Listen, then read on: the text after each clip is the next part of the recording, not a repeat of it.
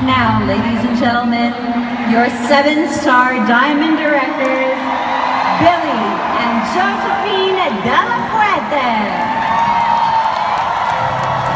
Kung sinasabi natin na reach na ba namin yung team namin ni Billy, I think we're just getting started.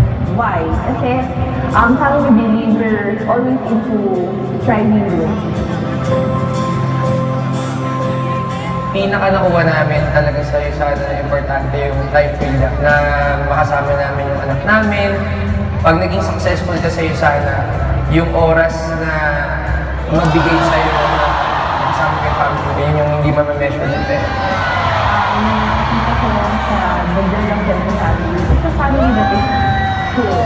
It's composed of love, happiness. Kung paano ko palakihin yung family namin.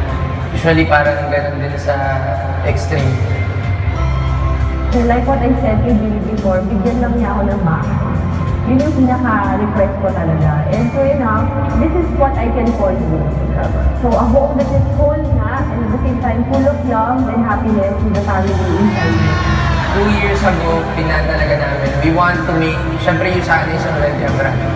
So we want to create our own brand.